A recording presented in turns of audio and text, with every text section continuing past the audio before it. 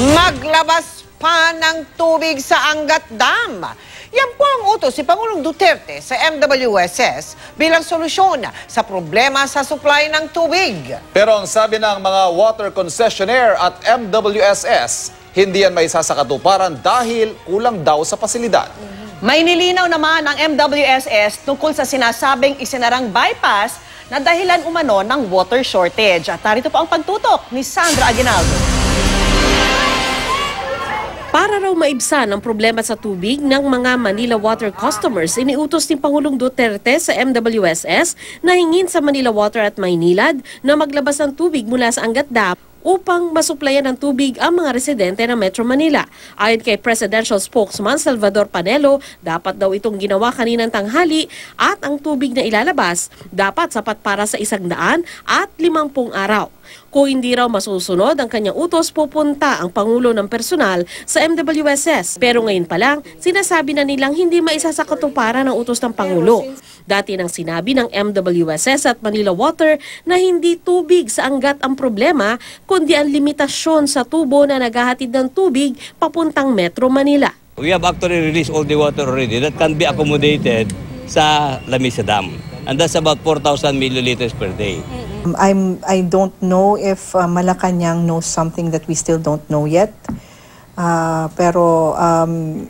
So I can't say if it's actually feasible or not. Ang alam ko lang is maximum capacity na yung conveyance facilities from Angat to Lamesa. We don't see how that's possible kasi meron ngang infrastructure limitations.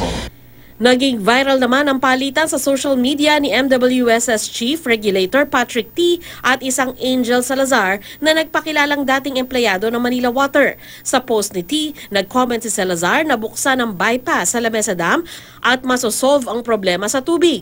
Ang pagsasara daw kasi nito ang umano'y ugat ng problema. Sumagot si T at sinabing misinformed si Salazar. Kanina humarap si T sa media upang igiit na walang isinarang bypass ang MWSS. Mulat sa pulda ay buo ang alokasyon ng tubig na natatanggap ng Manila Water at Maynilad. For the record, the bypass is open. It's not closed.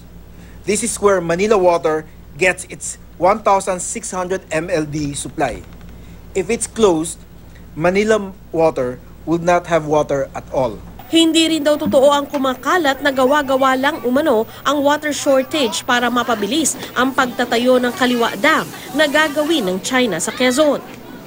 Mula sa Angat Dam, tumutuloy ang tubig sa Ipo Dam at dumadaan sa 3 malalaking tunnel at mga tubo hanggang makarating sa Novaliches Portal.